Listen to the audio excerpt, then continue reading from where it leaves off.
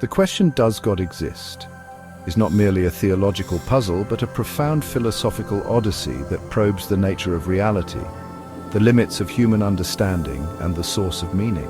For millennia, thinkers across cultures have grappled with this enigma, offering arguments rooted in reason, faith, skepticism, and existential reflection. This essay journeys through the works of pivotal philosophers Plato, Aristotle, Augustine, Aquinas, Spinoza, Leibniz, Descartes, Hume, Kant, Nietzsche, and contemporary voices, while also touching on Eastern perspectives from Vedanta and Buddhism. The result is a rich tapestry of ideas that neither fully resolves nor dismisses the mystery of the divine, inviting us to ponder its depths.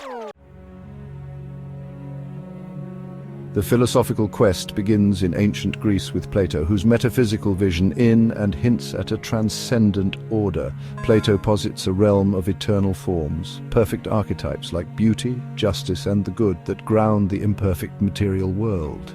The form of the good, likened to the sun in his allegory of the cave, illuminates all existence and knowledge. While Plato does not explicitly call this God, its role as the ultimate source of reality suggests a divine-like principle. For Plato, the cosmos' intelligibility implies a higher unity, a notion later theists would embrace. The transition to medieval philosophy brings Augustine of Hippo, who's infused Platonic thought with Christian theology. Augustine sees God as the eternal, immutable source of all being, transcending time and space. Drawing from Plato's forms, he locates truth and goodness in God's essence, arguing that human reason glimpses the divine through introspection. His famous dictum, "Our hearts are restless until they rest in you," reflects a subjective proof. The soul's yearning for the infinite suggests God's reality. Augustine also tackles the problem of evil, asserting that it is a privation of good, not a flaw in God's creation. Thomas Aquinas systematizes these ideas in his offering 5 proofs for God's existence, the 5 ways. The first, from motion, mirrors Aristotle's unmoved mover. The second, from causation, posits a first cause to halt an infinite regress. The third, from contingency, argues that contingent beings which might not exist require a necessary being. The fourth, from degrees of perfection, suggests a maximum standard God for qualities like goodness. The fifth, from design, infers a purposeful intelligence behind nature's order. Baruch Spinoza, who lived from 1632 to 1677, reimagines God in his Rejecting Anthropomorphism. For Spinoza, God is identical with nature, a single infinite substance with attributes like thought and extension. Everything exists within God, and God exists necessarily as the self-caused totality of reality.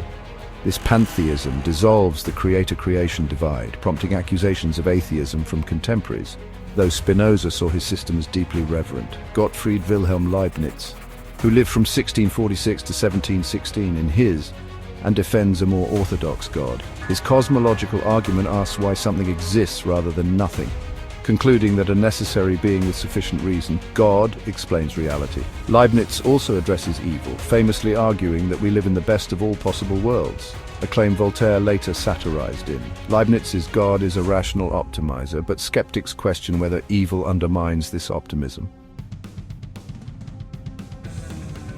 René Descartes, who lived from 1596 to 1650, shifts the focus inward in his. Seeking an unshakable foundation, he revives Anselm's ontological argument.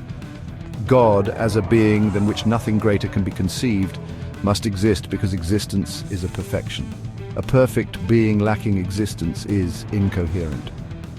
Descartes also argues that the idea of an infinite God, which he finds in his mind, could not arise from a finite self, implying a divine origin.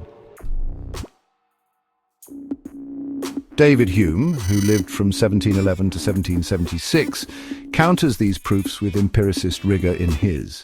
He critiques the cosmological argument, asking why the universe itself couldn't be the necessary being, obviating God.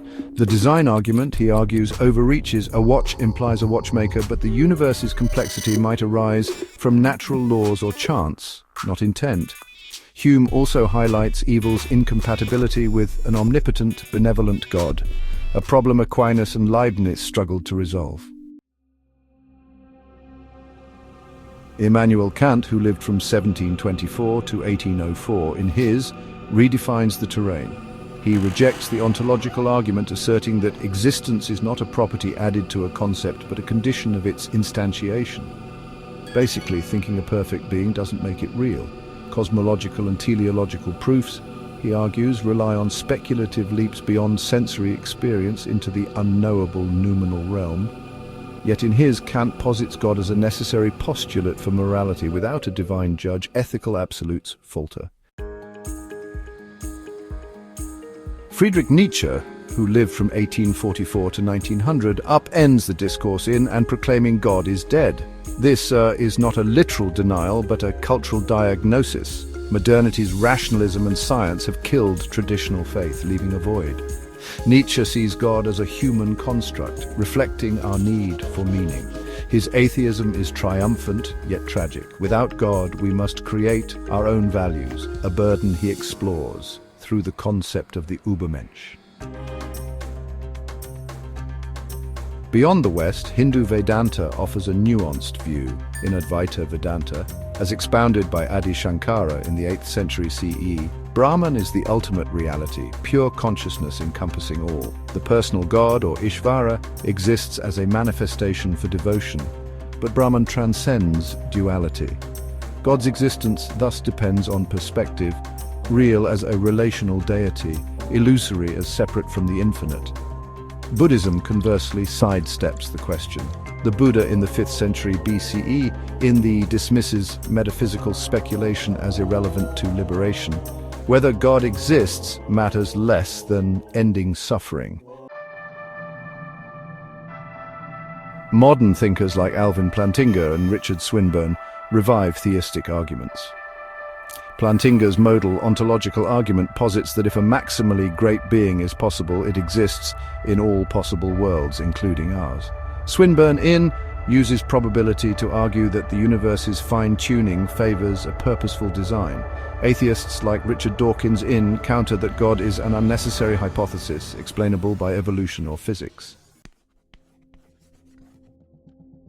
Does God exist? The question defies resolution. Plato and Aristotle anchor it in reason. Augustine and Aquinas blend reason with faith. Spinoza and Leibniz reframe God's nature, while Descartes seeks certainty and Hume sows doubt. Kant limits proof to make room for belief. Nietzsche rejects it for freedom, and Eastern thought reframes it entirely. Contemporary arguments oscillate between design and skepticism, faith and science. Philosophically, it pivots on fundamentals. Does existence require a necessary being? Does order imply intent? Is God a projection of human longing, as Nietzsche claims, or a reality glimpsed through reason and awe?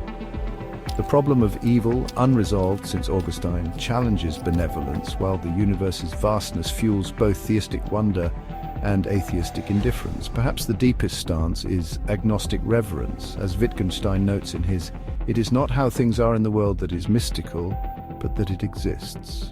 Whether God is a cause, a substance, a moral ideal, or a myth, the question endures as a mirror to our nature, reflecting our capacity for reason, doubt, and yearning. It is less an answer to be found than a mystery to be lived.